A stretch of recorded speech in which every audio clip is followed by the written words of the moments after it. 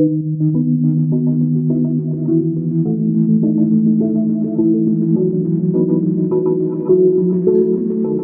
so welcome everybody to this seminar. I'm Anna Mai, Communication and Outreach Officer of the ICMAB, the Institute of Material Science of Barcelona. And for me, it's a great pleasure to welcome today Judit Morlà, who will give us the seminar, and Nora Ventosa, who is hosting the seminar and who will introduce Judit to you all.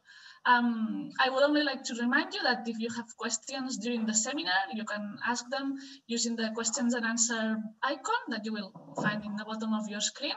And after the seminar, we will ask the questions to Judit.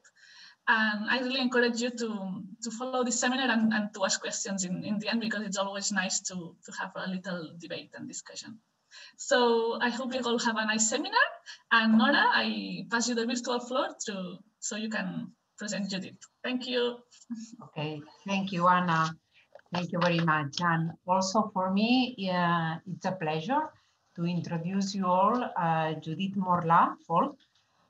Judit was graduated in biotechnology from the University Rovira i Virgili. And then she did his master in nanoscience, materials and processes, also at the same university. She obtained her PhD under the supervision of the ICREA research professor Ramon Álvarez Puebla and Dr. Luca Guerrini, working in the analysis of nucleic acids using SERS technique. During her PhD, she stayed with Professor Ching Yi Ling at Nanyang Technological University at Singapore as a visiting PhD student. And also she was more in depth in this technique of SERS characterization for the characterization of nanomaterials. And then after her PhD, Judit joined the beauty cluster in Barcelona, where she acquired skills on technology transfer and also on innovation management. And then after, in June 2018, Judit got a Marie Curie Technospring postdoctoral grant to go to the New Jersey Technological Institute in the States, where she started to develop fluorescent proofs in the team of the Professor Kevin Belfield. And now she is with us at ICMAB. We are very, very happy and very proud to have her with us. And today she will explain us her research. So Judit, please go ahead. Okay, thank you very much, Nora. Okay, then I'm going to share the screen.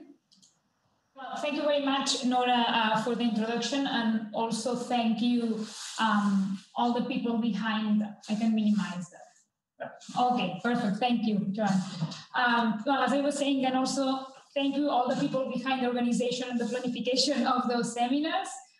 Then we are here today for knowing a little bit more about optical imaging and in detail the design of nanoprobes for this technique. Then first of all, I would like to share with you the different imaging modalities that are nowadays in use.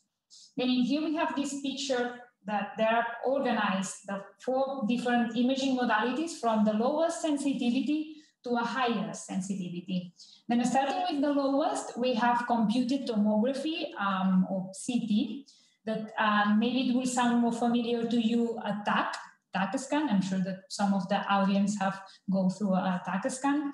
Then computed tomography, it's widely used for cancer diagnosis, for example, for the visualization of tumors.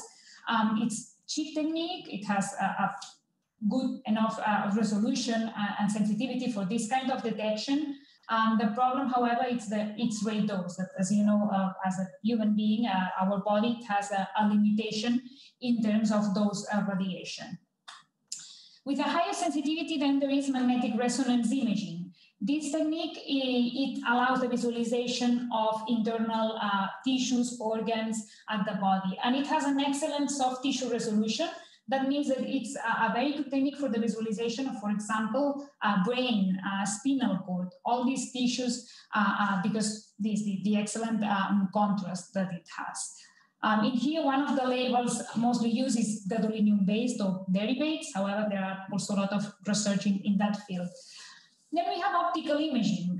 In that case, it's a cheaper technique in comparison to magnetic resonance imaging. And one of the advantages is the high resolution, considerably high sensitivity, and also all the labels that we have. In here, there is a wide range of imaging labels that we can choose. I'm sure that you already know some organic dyes, for example. We have a lot of variability here, and we can choose them depending on the wavelength that we are more interested. And finally, and the best position in terms of sensitivity, we have positron emission tomography or single photon emission computed tomography. This kind of technique, it allows high level of sensitivity. For example, it has been used to study the blood flow or even the healing process after a heart attack, to follow this healing after the scar at the heart. And it allows this kind of sensitivity. It has also good resolution. But here, the main disadvantage is that we need radioisotopes. We need to radiolabel. Then after this big picture of these different imaging modalities, today we're going to focus on optical imaging. And the reason why we are working on the direction of optical imaging, it's because something that we have already mentioned in terms of price, resolution, sensitivity, but it allows also multiplex imaging. This is also an advantage. And there is another reason related to the increasing interest on moving this kind of technique that traditionally had been observed or has been studied in preclinical stages or for research purposes. I'm sure that we are familiar, for example, with fluorescent microscopy or confocal microscopy to study cell interactions, to observe how a nanomaterial is entering to the cell, for example, cell internalization, all these processes. Then usually this kind of technique has been exploited in that sense, in the lab stage, let's say. Nowadays, or during the last 10 years, it's emerging a new trend to move all this knowledge to a clinical stage, indeed to an operation room. And to give you an example, here there is this concept called fluorescence-guided surgery, that during the last 10 years, this is of increasing interest. The idea is that since we know that optical imaging has several advantages, let's move it to clinicians that they can use it to distinguish, for example, between a tumor tissue or a healthy one. Then the fluorescent emission will help to the surgeon at real time to monitor if this the delineation of this cancerous tissue. And then the idea is very basic. You just need an installation, the device that it's exciting at a specific source, and it's recording also the emission. And this it's plotted. It's displayed at one screen at the same operation room. Then the surgeon is able to increase, let's say, the sensitivity, having the advantage for mainly the patient. It's less invasive because at the end, the cancer tissue, it's removed without healthy tissue involving. And also it decreases the risk of metastasis because you ensure that all this cancer tissue is removed. Then in terms of advantages of this technique, it's relatively simple and compact instrumentation. You can see it doesn't require an entire room of instrumentation. It's real time, and this indeed is one of the big advantages for surgeons because they want to know what's going on in real time when they are in the operation room. It's intuitive. It's complementary also with ex vivo fluorescence techniques. And once this tumor, it has this label, you can move it to a microscopic technique with increased sensitivity. Then you can continue this analysis. It has high resolution, also high sensitivity. And then we have the penetration, that if you're using near-infrared dyes, you can achieve a penetration about several millimeters, usually 5 millimeters approx. This can be considered also limitation, of course, because you will always have this limitation in terms of penetration deep. Also, other limitations in regarding to standardization, considering that this is something emerging, this is a novel technique, you will always have this problem that you don't have previous standards. Also, it's a semi-quantitative technique, and another limitation, it can be considered the autofluorescence. You have to be aware of the wavelengths where you are working and the fluorophores that you are selecting for that, because you will have autofluorescence from the tissue. Then just a brief example on that to show you how rapidly it's advancing this field. Here we have these two lines, and on one hand, there is the development of medical imaging devices. For example, the beginning of this year, 2020, it's on Lumen, this is a startup, received the FDA clearance to bring this fluorescent-guided surgery system to the market. This is not the only one, just to show you how is the state of the art. And then there are these optical engineers designing these kind of devices. We are nowadays going into the market. On the other hand, we have targeted fluorescent nanoparticles or dyes going into the same direction, trying to design these fluorophores to be coupled with the devices for that detection. In here, again, there are several examples. This is just one that are the ones that are closer to a clinical application because they are already in clinical trials, indeed in phase 2 for breast cancer. But again, it's not the only one. In this group, they are developing the C-dots based on carbocyanine 5 dye, anything at 670 nanometers. And well, based on that nanoparticle, they are coupling these with several devices trying to detect or to try this fluorescent guided surgery in breast cancer, and now in phase 1 for head and neck melanoma. This is just to let you know how is nowadays the state of the art in this line, and why we are interested in optical imaging, and why we think that it has a huge potential to move it to a clinical application. Then our concern is which are the main characteristics of these optical proofs, which are the requirements, and what is in use nowadays, what we can provide or what we can improve. Then considering an ideal optical proof, it should be bright, highly bright and photostable. It's a really important characteristic is the brightness, because at the end it's going to determine our sensitivity. Then we want to maximize the brightness, and also the photostability, because this light is going to be irradiated by light. Then we have to ensure that this fluorophore or optical proof is stable upon irradiation. The second characteristic, very important, is the emission and excitation wavelength. Then it's very interesting to have a fluorophore excitable in the biological transparency window, or an optical proof in that region. This biological transparency window is the region characterized for having the lower scattering from our tissues. Then, since we want to maximize our specific signal on the optical proof, we want to decrease this scattering. And this is the regions in here that you have near infrared 1, 2, and 3. Then ideally, we will choose optical proofs that have their emission and their excitation in these areas. For example, 800 nanometers, it's a good wavelength for this kind of applications, even 700, you know, more or less if you are working at the near infrared first window. We also need that this optical proof has to be dispersible and stable in cell medial body fluids. You know that we are water, then this is something very logic.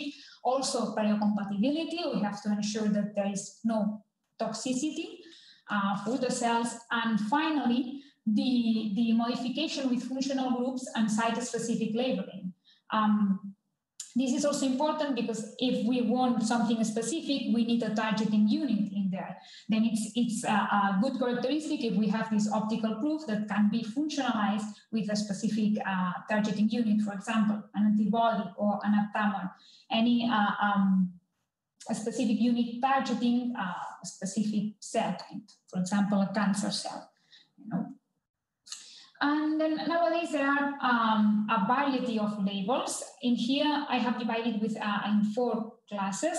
We have first single molecule dyes. This is these groups all SPOIN dyes, body P, cyanine dyes, all these kind of single molecule dyes, ATO or Alexa fluor. Then they have the advantages of tunability in optical and physicochemical properties, and also large commercial offer. This is something that we have already mentioned. If you go to any website selling fluorescent proof, you will find a large commercial offer of these dyes.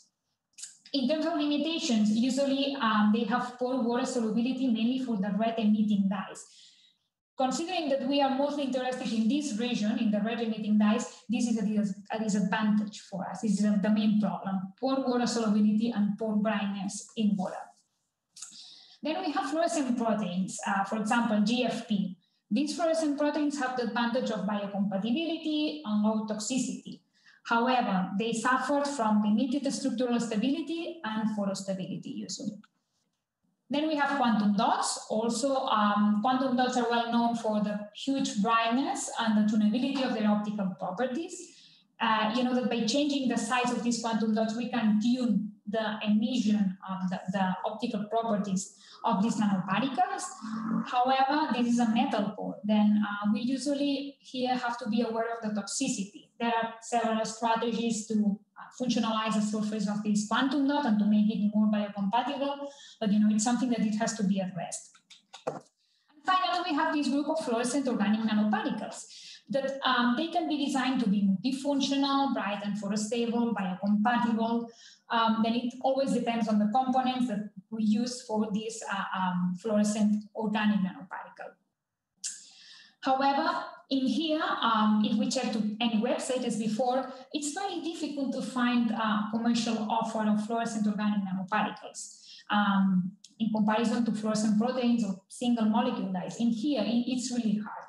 And the reason why we have this poor commercial offer of fluorescent organic nanoparticles is related to the low stability. It's usually very difficult to obtain these colloidal suspensions to achieve a long-term stability. Then today we are going to focus on this class of fluorescent organic nanoparticles because these nanoparticles are based on soft organic materials.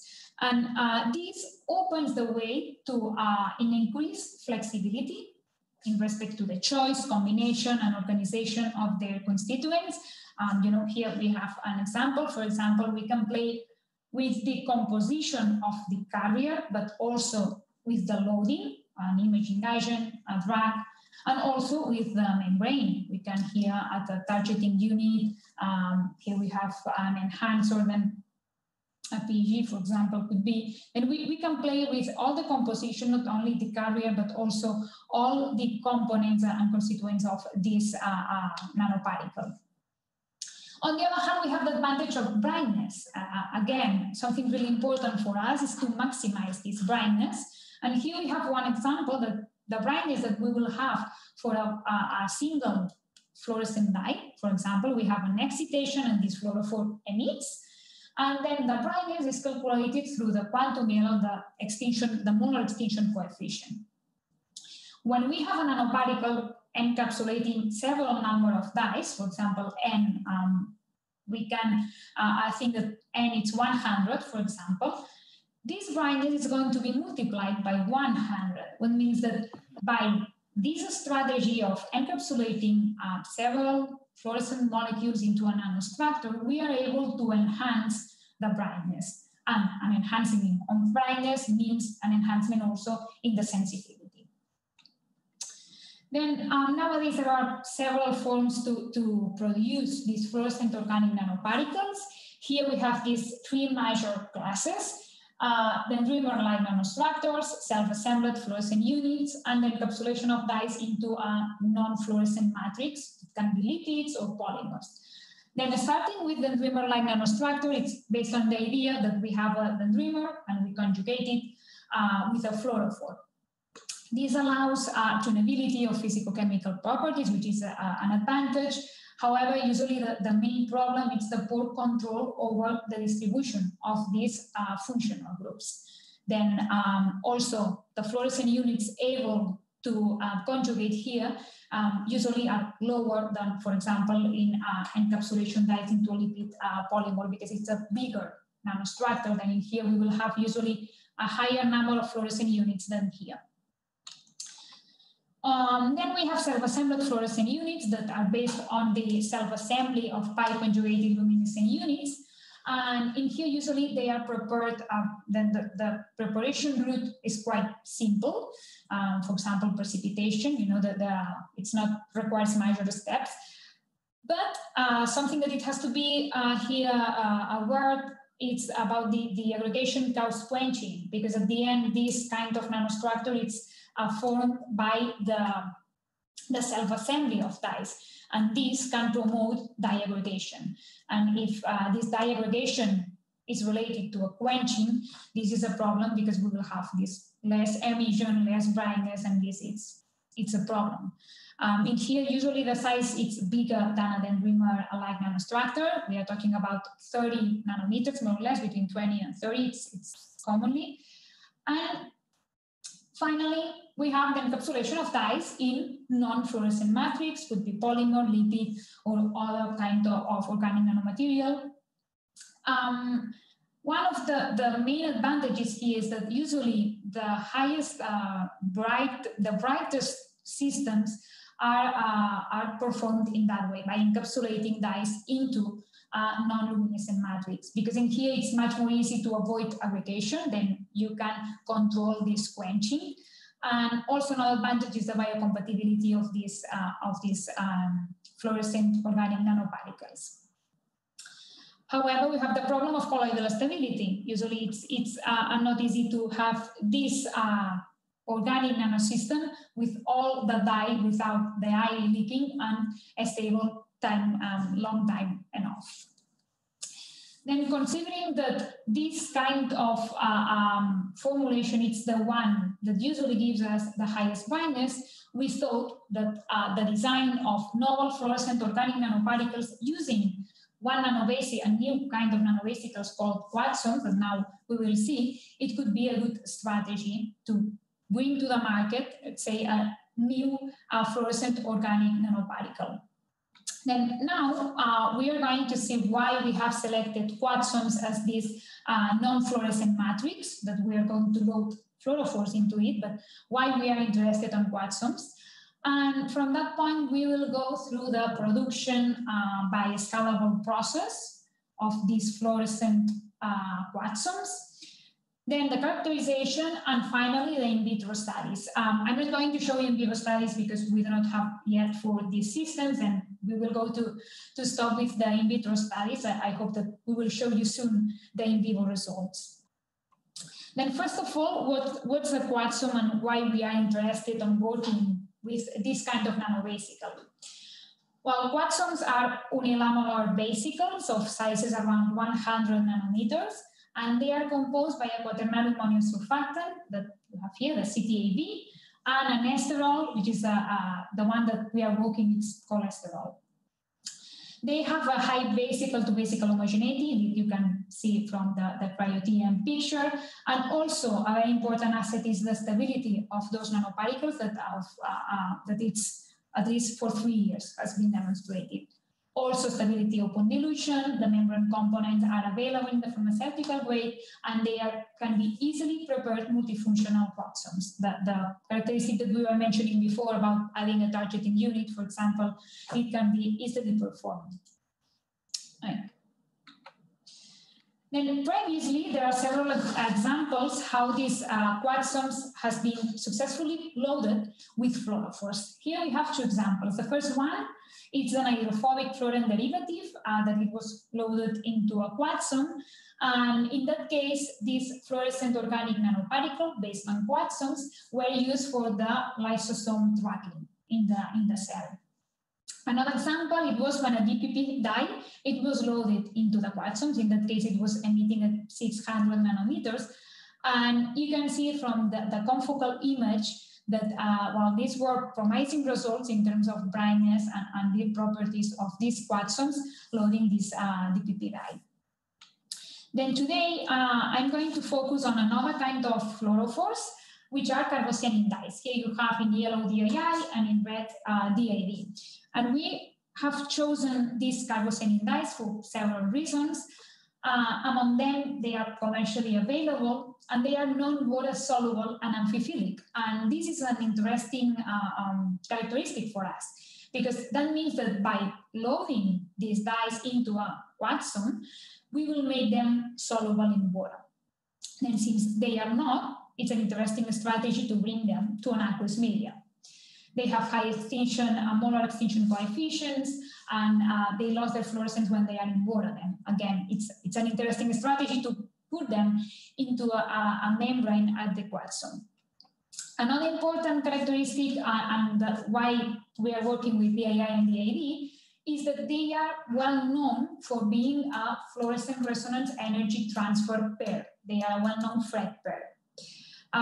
FRET, very basically, it's a phenomenon based on the idea that there is a fluorophore in the excited state that transfers energy non-radiatively to an acceptor in the ground state. Then in here, we have the DAI playing as a donor and DAD in red playing as acceptor. For being that possible, it has to be an overlap between the emission of the donor, the DAI, and the absorption of the acceptor. And you can see here the overlapping area between DAI and DAD. Another requirement also for being FRET possible, for being this energy transfer between the pair, is that they have to be in close proximity. Then usually the distance, it has to be between 1 and 10 nanometers for being this process possible. The advantages of having systems with FRET and having this nanovesicle loaded with 2 dyes which work as a FRET pair, well, there are several advantages. And one of them is that we have a larger Stokes shift, that there is a larger gap between excitation and emission maxima. That means that it reduces the background while imaging. And for us, this is an advantage. Also, it allows multiplex imaging. We are going to excite with a single light source, and we are able to record the emission from different wavelengths. And then we have the advantage also of the stability of these nanoparticles, since FRET, it's only occurring when DAI and DAD are close to each other. We have mentioned this 1 to 10 nanometers. We know that if we observe the signal, it's because the nanoparticle is entire. It's not decomposed. Once the FRET signal disappears or decreases, it means that we have this decomposition of the nanoparticle. Then this is very useful if we want to control, for example, a drug release application or for following the nanoparticle stability. Then our idea is based on these quatsomes that we already know that they are very promising nanovesicles, and based on this FRET pair to produce fluorescent organic nanoparticle or organic nanoparticles based on quatsomes loading this FRET pair. We have to be aware of different characteristics, among them homogeneity. We know that quatsomes, plain quatsomes are really homogeneous. We have to maintain this homogeneity also for fluorescent quatsomes. Again, with the stability on time, we know that plain quatsomes are very stable on time, but we have to ensure the same stability or long-term stability for these fluorescent loaded quatsomes. We have to avoid also dye leaking. Once the dye is inside the nanovesicle, this is we have to avoid the uncontrolled release. We want to ensure that the dye is entrapped at the membrane and there is not release. And finally, also, we have to avoid the formation of dye aggregates. As we mentioned, dye aggregates, it's going to quench our fluorescence. Since we want to maximize this emission, we want to work avoiding the formation of aggregates at the quatsome membrane.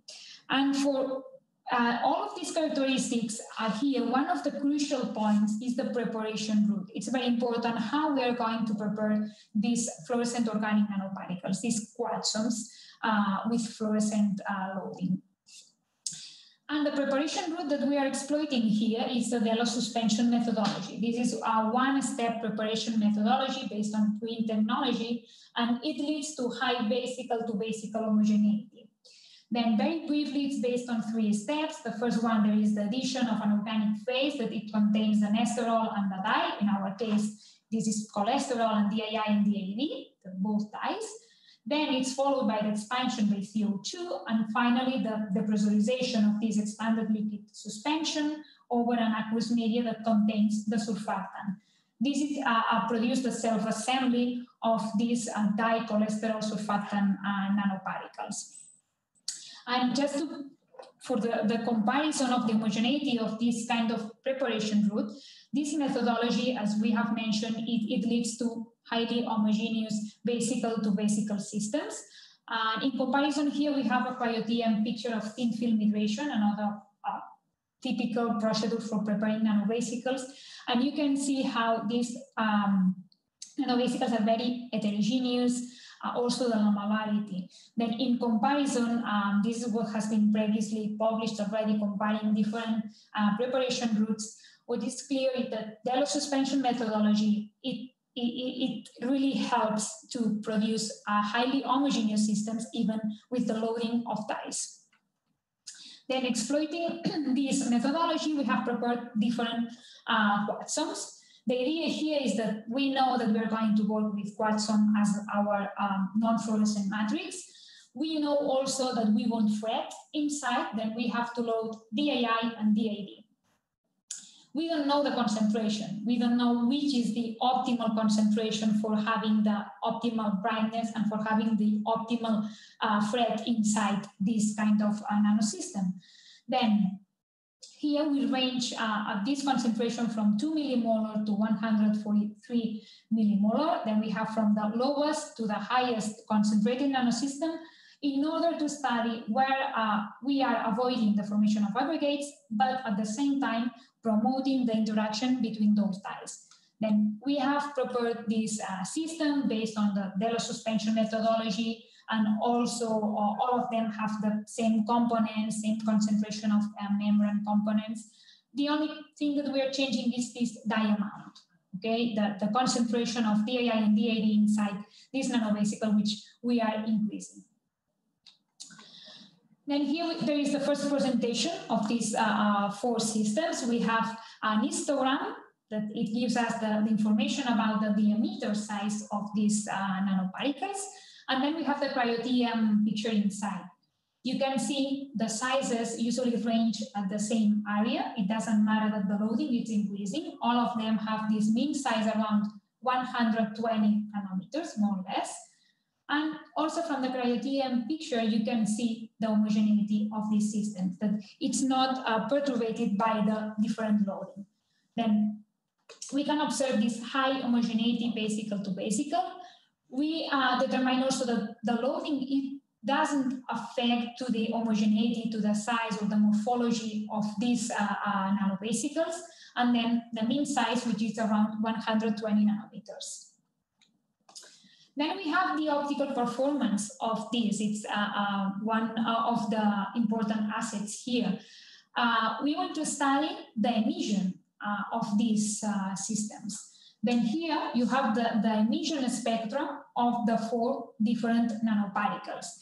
We have the emission characteristic for DII, which is at 570 nanometers. In the Fred pair, it's the one that we call the donor. And we have the emission also from the DAD, which is the one that we call the acceptor.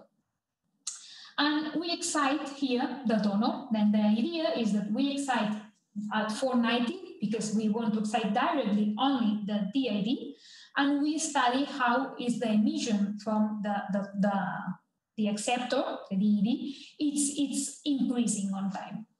Then first, here you can see that at lower loadings, we have an emission from the acceptor which is low, and if we increase this concentration, this Fred emission increases.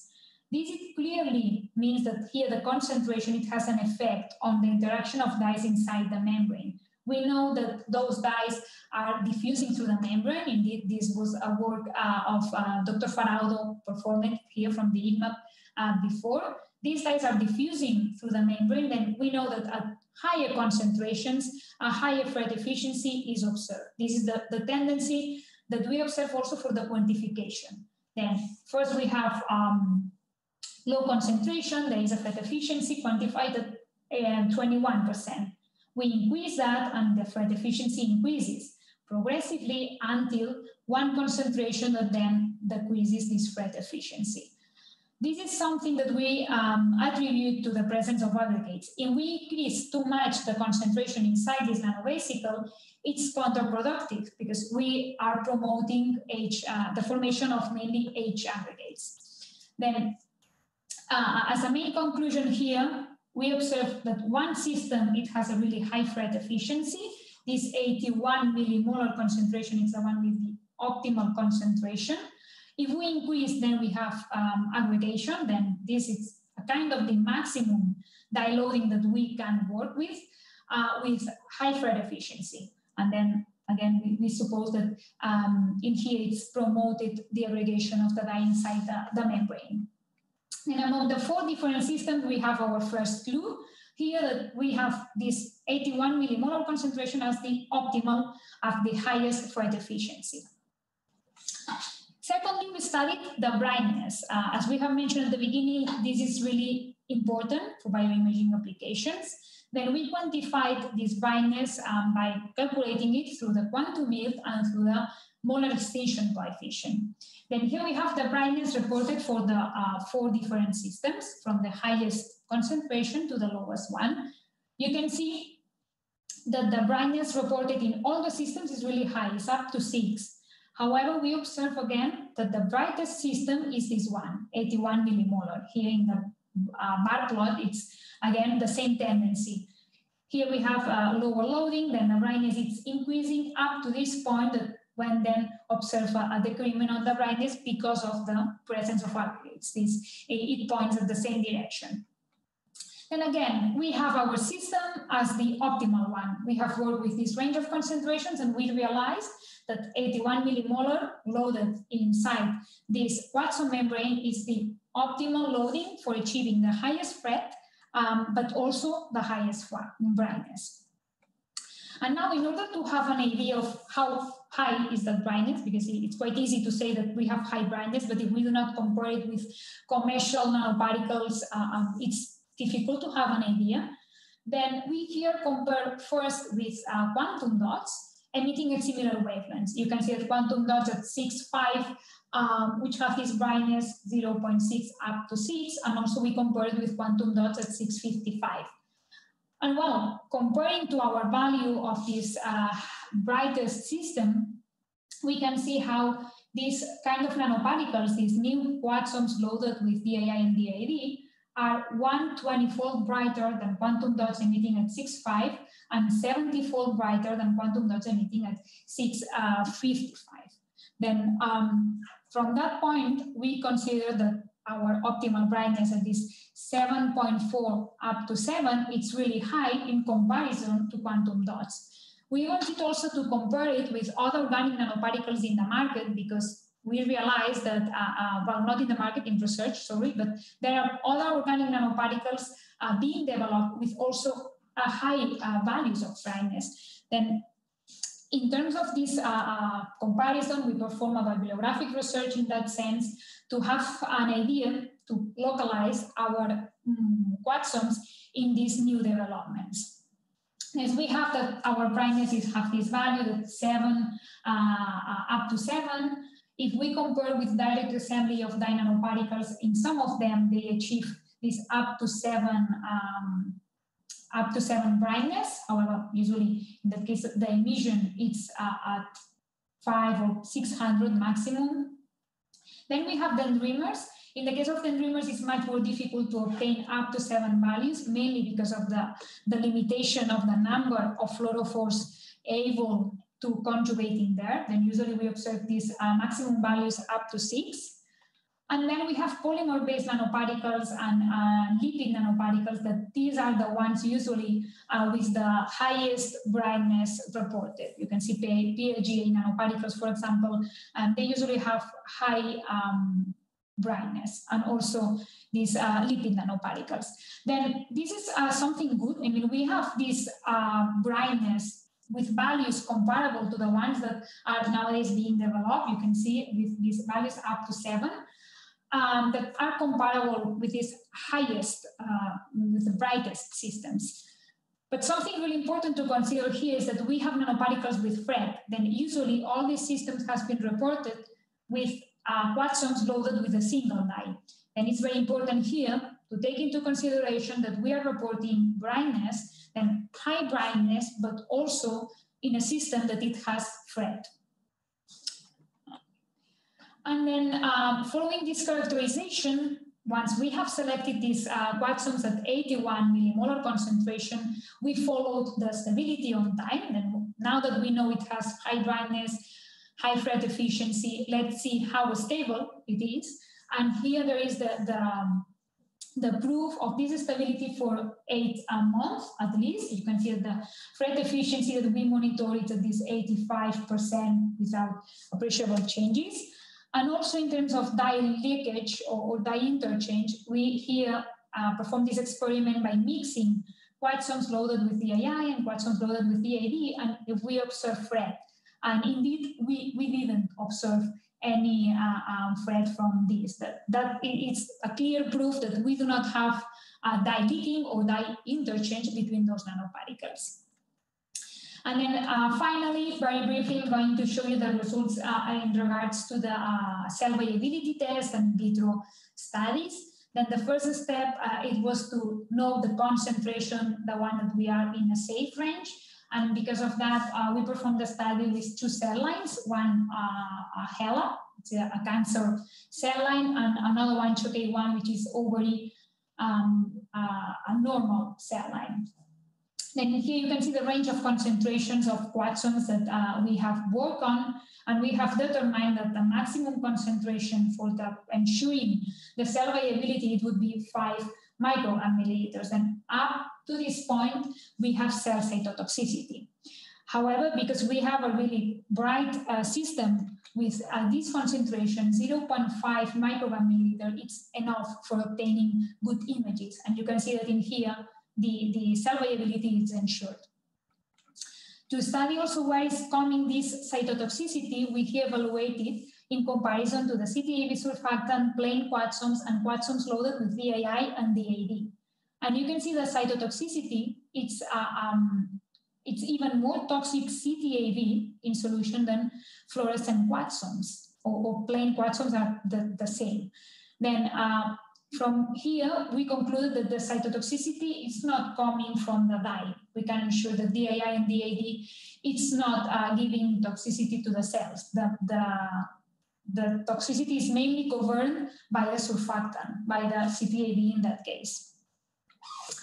And in vitro imaging was performed in 2 different lines. The first one, it was to determine if these quatsomes are able to enter to the cell and how they cross the cellular membrane.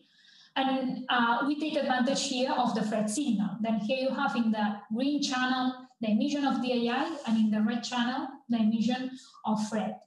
And since we can see FRET inside the cell, we can ensure that these quatsomes are entire inside the cell after the internalization. And when we merge these images, we also observe this clear colocalization of both signals.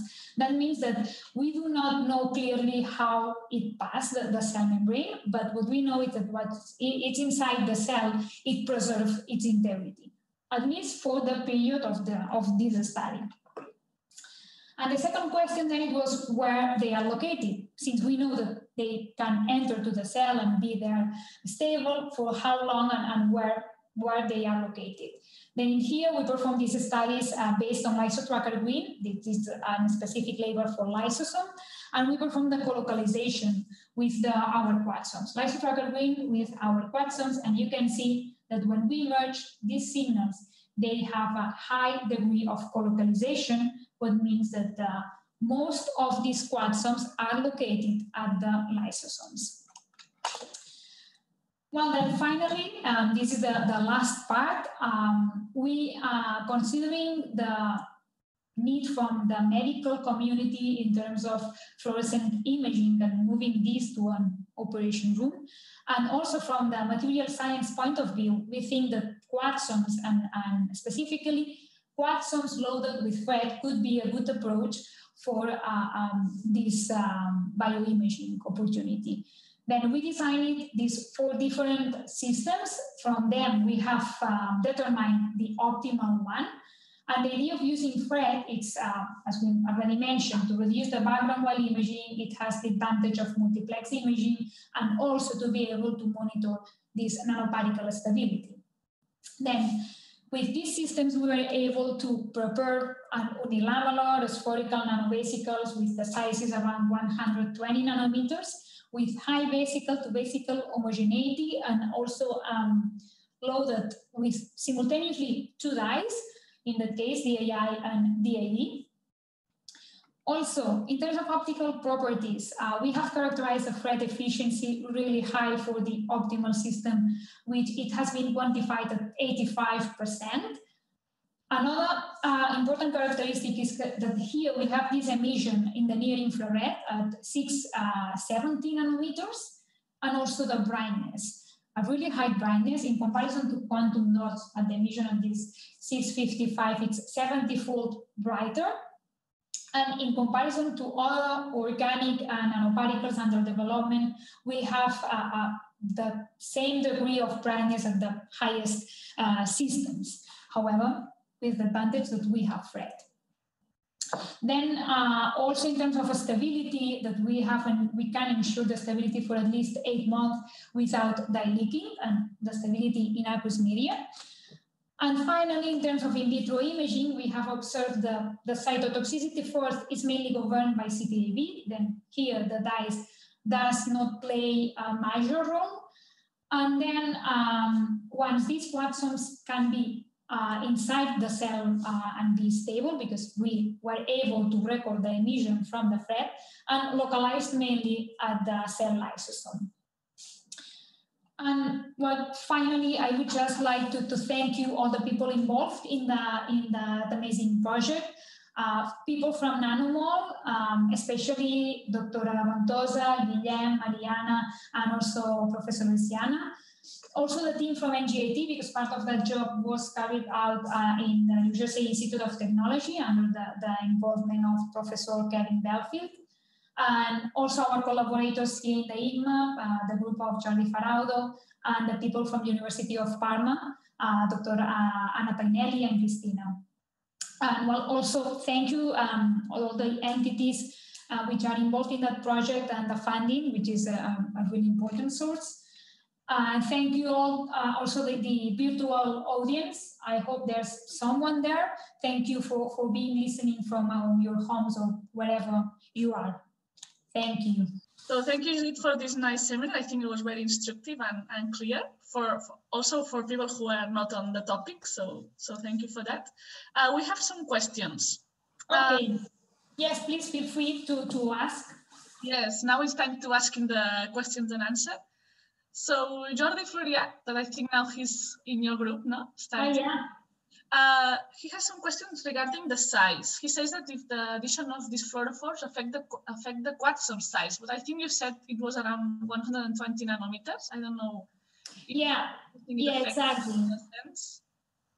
Yeah, they are slightly bigger in comparison to plain quatsomes. But it isn't a major change. I mean, we are quantifying this at 120 nanometers, as I was saying, with the diameter, and plain quatsomes usually are 100, 110 nanometers, and they are slightly bigger, but yeah, not that much. Okay.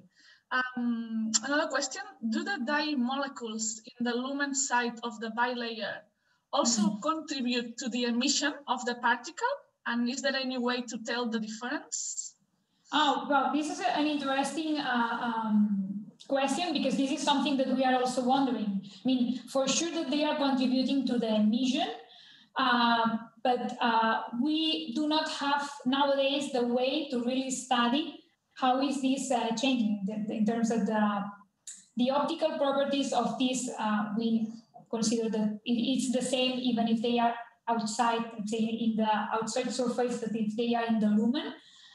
We would like to quantify also how, because we have a probability, you know, depending on the surface that we have, we can quantify how many of them we have inside or outside. But there is something that we cannot ensure. We suppose that the optical properties are the same, for sure, but it would be interesting to study also. Okay.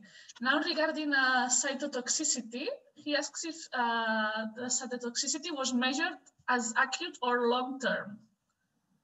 No, it wasn't long-term. What we have done in terms of cytotoxicity, it was the MTS assay. It was 24 hours just.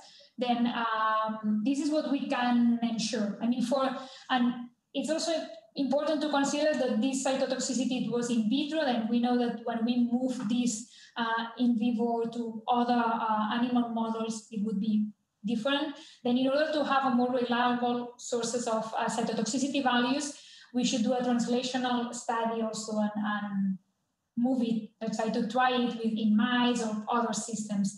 Then this is just for having an idea of where we should move, but for sure that is just an indication, let's say. Yeah, so you will have to do further studies, I guess, no? Yeah, sure. Okay, another question by Lee Moon Hu. He asks, well, he says, thanks for your nice presentation. Really awesome Fred quatsome nanoparticles. Did you try to use the nanoparticles as probe in portable optical biosensors? Is the nanoparticle easily modified to get the radicals, COA, MH2, SH? Yeah, then regarding your first question, this is something that we would like to do. I mean, by now, what we have based is on the design of the nanoparticle. Then we have not moved yet to be coupled with an imaging device, as you were mentioning, for example, portable. This is something that we are indeed planning now to do in the near future, to see how is the signal then from this portable device in an in vivo imaging, for example. Then this is something that we are working nowadays. And in terms of modifications, yeah, that it's quite easy. Indeed, what they are doing, other people in the group, is to work, for example, with a cholesterol modified.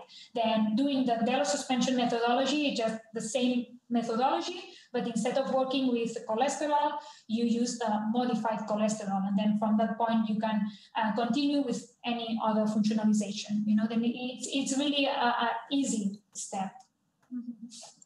Okay. A question from Claudio Rossini. He asks, hi, nice talk, thanks. Very interesting topic. I wanted to ask how biocompatible are these commercial cyanide dyes? So if they are biocompatible. Cyanide dyes, I mean, it's like a huge family of cyanide dyes. I don't know if they refer to DII or DID or any of them. I mean, it depends. It depends on the dye. Obviously, I do not have the specific data for this. What I can tell you is that usually the main problem is their water solubility. Then they do not go to biocompatibility tests because they are not soluble in water. Then it just doesn't make sense to use them for these kind of applications. You know, and what it's making them interesting is once you have it in this kind of nanovesicle or even in liposomes, for example, there are other strategies to make them water soluble. You know, then it's when the cytotoxicity is usually studied. But for example, the DII and DID, it's been used for tracking the cell membranes phenomena, because DII can be easily anchored to a cell membrane. Then in this specific case, they do not have major problems in terms of biocompatibility. I do not know for other cyanide dyes. I guess there's lots of them, yeah. Okay, and another question from Anna Laromain. She says, thank Judith for this clear and interesting seminar. I have a question regarding to the final application. Which is the route of administration of the dye that you planned?